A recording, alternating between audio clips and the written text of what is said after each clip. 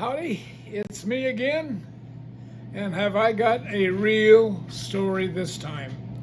Now, this is a story, it's one of those that's unbelievable, but you've got to believe it because it's true.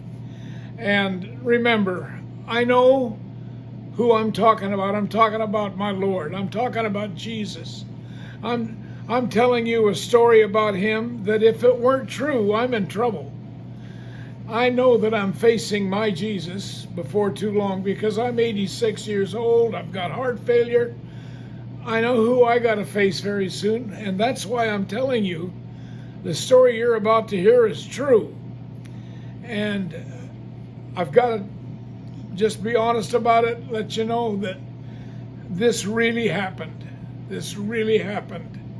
So, as you know, I had been traveling throughout the United States and several countries, sharing the gospel, singing my songs, talking about Jesus, and hopefully winning souls, and I was winning souls to the Lord. And so I was in Canada at Creston, BC. Now, I don't always remember the names of the towns I've been in, but I do remember the name of that town. And so I was in Creston, BC, and they were having a full gospel businessmen's banquet that night, and I was the speaker. And I'm hoarse. I may not be able to tell this. So, we had a tremendous meeting that night. It was, I felt so on fire when I shared what I shared that night. And the crowd was a very large crowd, and there was a lot of laughter, but there was a lot of seriousness, and there was a lot of people that were challenged, you might say, and people that got saved and turned their lives over to the Lord. So I had a tremendous evening, and the next day I was supposed to go to another place in BC, Canada. That's a town, though, that I cannot remember the name of. So the town, I think, it might have been Trail, BC. It might have been Nelson. It was one of those other towns, but it was a good long drive from where I was at.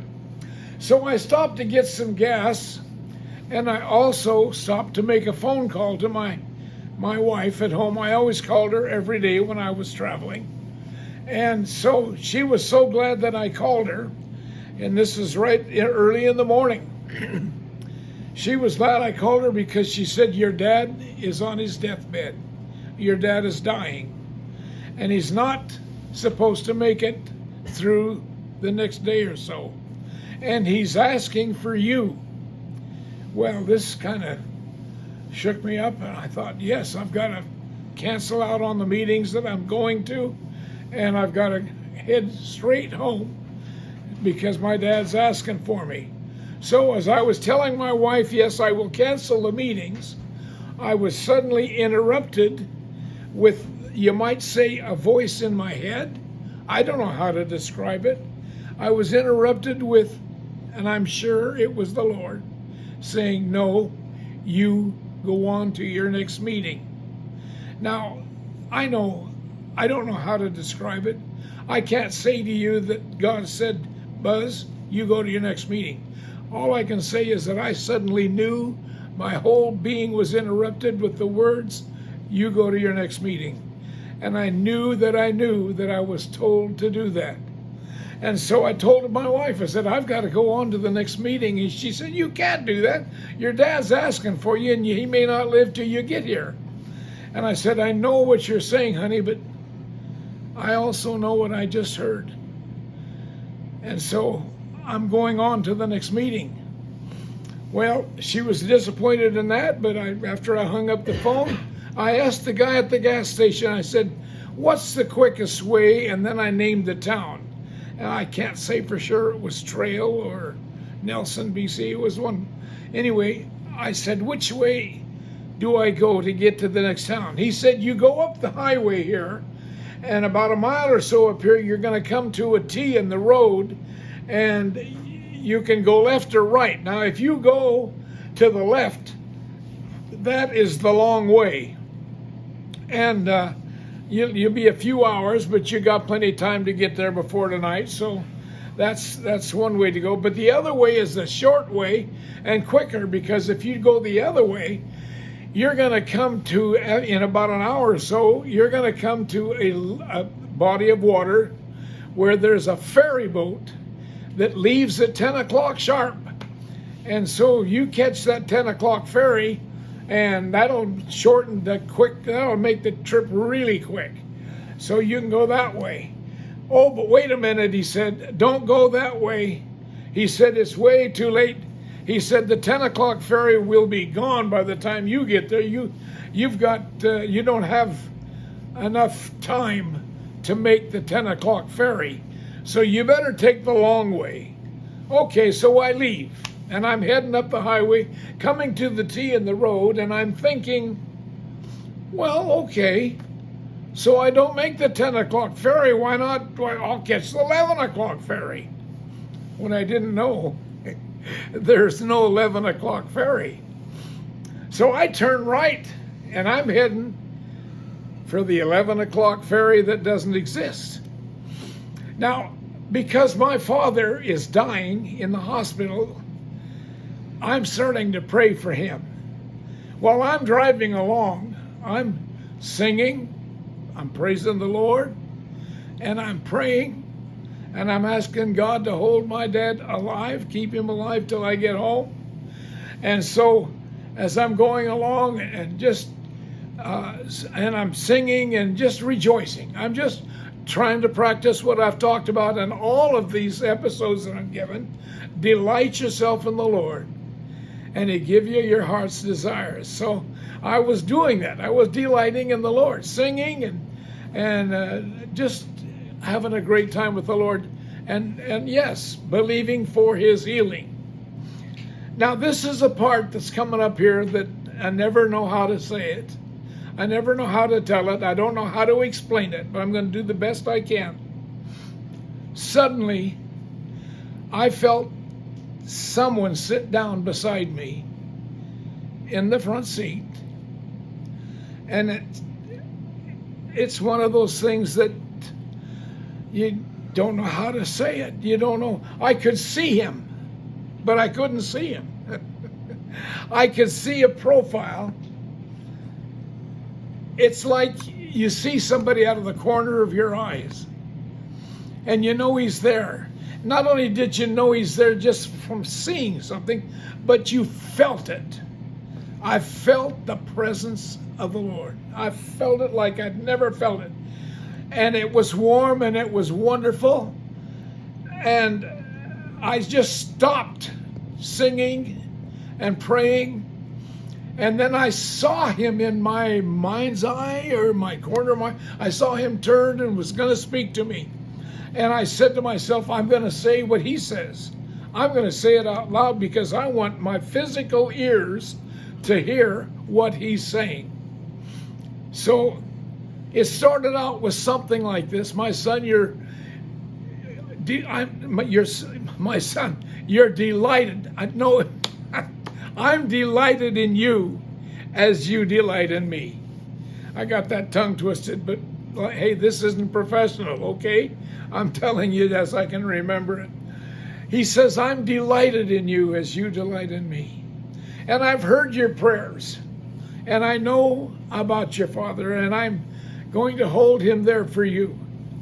And you will pray for him, and I will heal him. And you will see doctors standing by his bed, and you'll hear two of them exclaim how they've never seen anybody get well so fast. And you will also hear them say they are releasing him, and then they will release him, and he will be made well, and then you will also baptize your dad. And man, these are words that I heard in my mind, maybe. Was I making them up? Well, we'll find out, because it seemed like somebody else was saying it. I don't know how you describe it when God talks to you, but I know one thing: I need to drink of water real quick here. I'm having a real tough time. My voice is hoarse, and it has been hoarse ever since I got congestive heart failure. Give a little yodel just to loosen it up. Loosen it up. Yeah, give it a little yodel. Yeah. Okay. So he says, and you will baptize him. But first it did that he would heal him. Okay, now I'm rejoicing, I'm glad, and I'm having some kind of a fellowship with this who I call the Lord. And I'm only doing the best I can to tell the story to the best of my knowledge and what I think is really happening, okay? So more than an hour went by, and I come around the corner of a mountain. And as I come around the corner, there is a body of water down the hill. And at the bottom of the hill, there's this huge body of water, and there's a ferry boat with the ramp still out. And there are two men in uniform that are about 100 yards up the road towards me. And when they see me, they go, and they start waving like they were expecting me. And so I step on the gas and I go right by them. And when I went by them, they turned and ran after me. And they chased me all the way down to the ferry boat, where when I got on the ferry boat, the ramp was being lifted as I got on the ferry boat. Now, it was about 20 minutes after 10 o'clock. The ferry boat was supposed to leave at 10 o'clock. Yeah.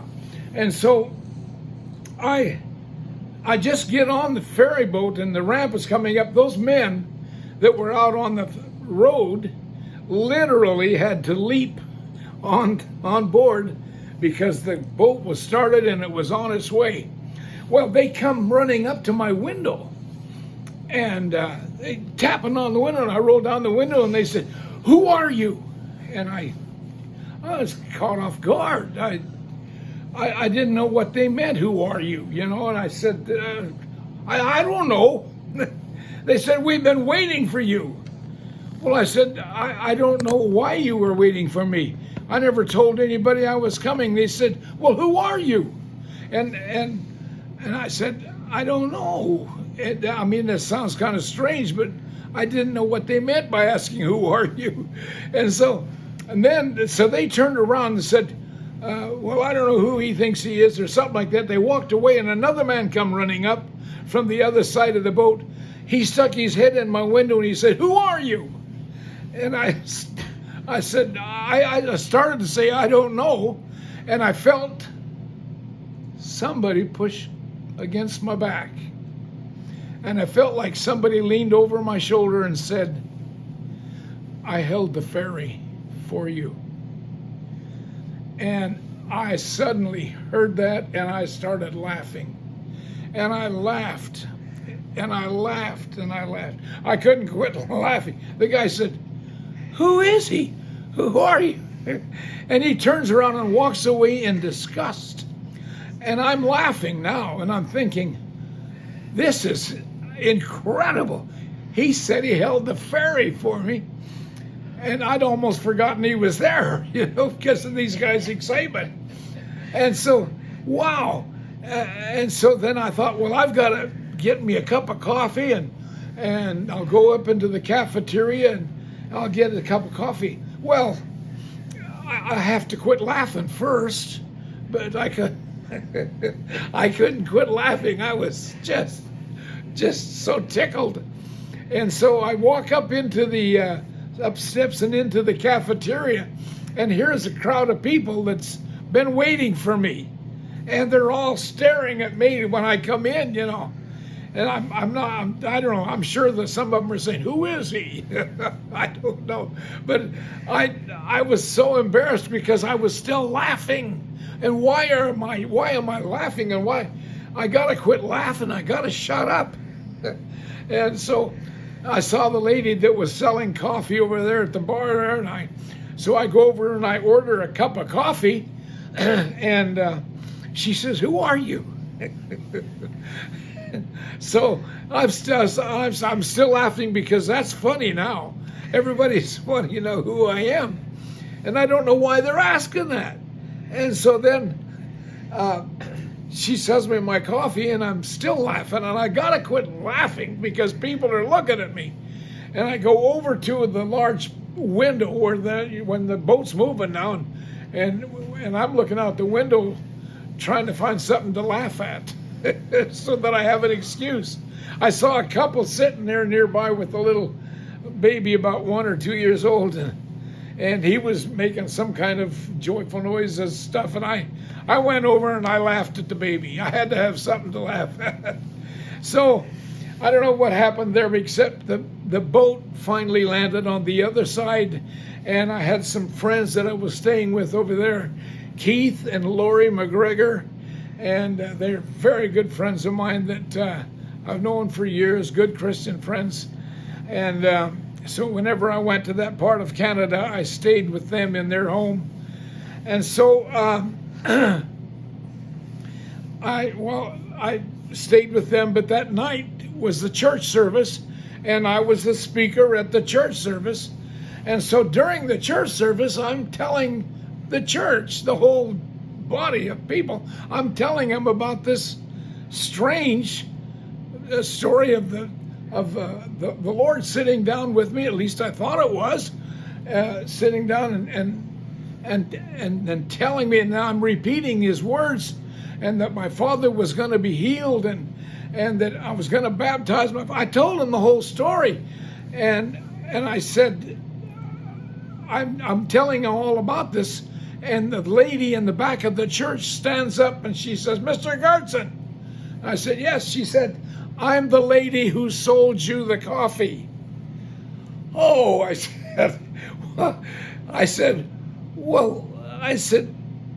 that's wonderful. I said, "So you remember when all that?" "Yes," she said, "and we were all wondering who you were, that you must have been somebody very important."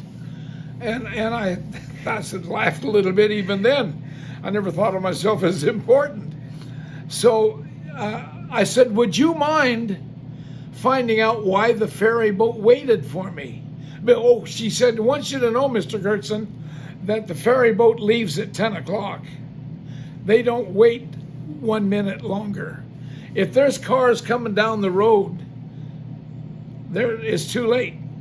The ferry boat leaves at 10 o'clock, and nothing keeps him held there." So we never could figure out why the captain didn't start the boat and leave. He had started the boat, but he didn't leave. And so she said, "I'm going to ask him." I said, "Yes, please ask him, why did he wait for me?" Because nobody knew I was coming.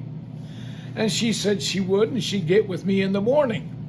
So after that service was over eventually, and I stayed with my friends, and I got a phone call the next morning from the lady who sold me the coffee. She had talked to the captain, and he told her that he was ready to leave at 10 o'clock. But at 10 o'clock, the phone rang. Now, it's a radio phone. It's a phone that when it rings, it's the office calling.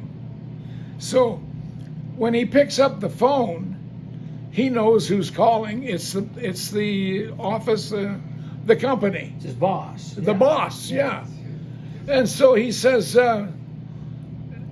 I picked up the phone, and I didn't have time to say anything, because immediately there was a voice on the phone that said, "There's a blue 71 Chrysler coming down the road. It'll be a few minutes late, and you will not leave without it." And he said the phone went dead, and he hung up the phone, and he thought, boy, this has got to be somebody very important, because they never asked him to wait for anybody. They keep the thing on schedule. So this has got to be somebody important. So he says, I waited and I waited for about 10 minutes, and didn't see the 71 Chrysler, and he says, so I told two of my men to get out there on the road and look for a blue 71 Chrysler. That was my car. He told them to get out on the, that's what they were doing out there. And that's why when they saw me, they went, they saw the blue 71 Chrysler. And so now they still didn't know who I was and why I was so important. And so I guess maybe they asked the lady who sold coffee, but all she could tell them is that I was the speaker at the church that night. So the next day, when I was all through and I headed home, my dad was still alive. And I remember getting into Boise, and my dad was in the, I can almost tell you the name of the hospital. It's not important. So I went to visit my dad in the hospital, and he was still alive, but he looked like he was dead. He was must have been in a coma or something like that, because he didn't look like he was alive. And so I laid hands on him and I prayed for him, and nothing happened. Nothing. But I knew, and I knew. I knew here, and I knew here, I knew here, I knew that I knew my dad was healed. Why? Because I heard it the day before while I was in the car. And from who I heard it from, I knew it would happen. So I left the hospital with my dad still looking like he was dead. But I had no fear. I knew he was healed. And so I go home, or I don't go home, I go to my mother's place, and I tell her the whole story. And I told her about how Dad was going to be healed. Well, she wasn't so sure of herself, or wasn't sure about the story or anything like that. I've always been sort of the fanatic in the family, so you can never know for sure. But anyway, the next day, I went back to the hospital. And when I walked in the room where my dad was, there were two doctors standing at the foot of the bed. I saw them before when I was told about two doctors. I said there was two doctors there, and my dad was sitting up in bed, and he had a silly looking grin on his face. His color was back, and he was smiling. And one of the doctors spoke up and said, I never seen anybody get well so fast. The other one said, we're going to release him today. Oh, I forgot to tell you one thing the Lord said to me while I was in the car there. He says that when you'll see your dad not only get released, you'll see him dance a little jig on the floor. Now, my dad had a way of kind of teasing us kids there, sometimes trying to make us laugh. He would go bum ba da dee bum bum bum, that kind of a thing on the floor, and he did that a lot. The Lord said he was going to do that. Now, just the next day, I'm in the hospital, and my dad is sitting up in bed, and the doctors are telling me they're going to release him. My dad is grinning from ear to ear. His color is back. He looks great. And he hops out of bed, and he does that. Da, da, da, dee, da, bum, bum. Right? I mean, listen, it happened. It happened. What can I say? So I take my dad home. He's healed. He's doing great. I tell the story again to both of them. And my mom says, well, what about baptizing him? You said that you were supposed to baptize him according to what the Lord told you. I said, yeah. I said, I don't know what to do about that. Then my mom said, well, we've got a bathtub. I said, fill her up. And so we filled up the bathtub, and I baptized my dad in the bathtub. I'm telling you, there was some celebrating going on, and it was one of the most amazing stories that God gave me. But He's given me a lot more than that. I'm going to tell some more. But this is one of my favorites, and so you can say what you want. You can think I'm crazy, but I know who I'm facing in the next life. Well, the next life, this life just goes on. I'm just going to live it with the Lord. So I'm telling you the way it happened. And I guess you can say that the proof is in the pudding. It did it exactly like he said he would. And so God's real. God does do miracles today. He speaks to us today. I'm not saying that I can go around and have a conversation like I do with you or any of my friends every day, but occasionally, like on the moose story that I told earlier, and other times when you hear one word sometimes, or maybe a sentence or whatever, but sometimes the Lord lets you know, just like he did when I was 8 years old and told me that he would use me one day in a ministry where I would be doing things differently than usual, and that would be the yodeling ministry, the singing gospel songs with yodeling in it. And that's why I've been traveling, like I said, for 40 years. I traveled throughout the United States, Canada, several other countries, and God blessed my traveling. And I want to say this, not once did I have to ask for an offering, and I never did. Oh yes, people took offerings for me. Churches took offerings for me to help with the expenses, but I never asked for them, and I never asked for a place to go. The phone rang, and I went. And the phone rang for 40 years. I want to tell you, God's real. God's real, and you can have him, and you can ask him to come into your heart today. You can ask him, you can say, God, I know I'm a sinner. I've done a lot of sinning. I ask you to forgive me for it and come into my heart. Come in and be my Savior, and he will. And then if you delight in him and you enjoy being with him and having him in your heart and reading his word, he will bless you with your heart's desires. And sometimes he'll bless you with things you don't want. Sometimes his answers are no. But he's a wonderful God, and he'll bless you. So now I want you to do something. I want you to look down there. I guess it's on the bottom. They say where there's a subscribe place. If you want to hear some more of them, subscribe, and then there'll be a little alarm go off and tell you that I've got a whole new story. Yeah, Daryl's talking. Push the bell button. What? There's a button that's a bell. Oh. And that'll let them know when your next video comes out. Okay, so you subscribe, and there'll be a little bell that'll let you know when the next video's coming out. And you don't get anything for that, but then they get to hear more of your stories. Right, yeah. And I'm not asking for anything. Just ask, except listen. Listen to some incredible stories, because God can really bless you. Share the blessings that God's given you your whole life. That's what you want to do, is share it. That's right. That's all I want to do is share it. So, and that's my son butting in there. I love him. He's doing a good job helping me remember, because, you know, a lot of these things happened with several years ago, and some of them not so many years ago. And I got a few more to tell. So hang on. Come back. See me again. I love you. God bless you. Bye-bye.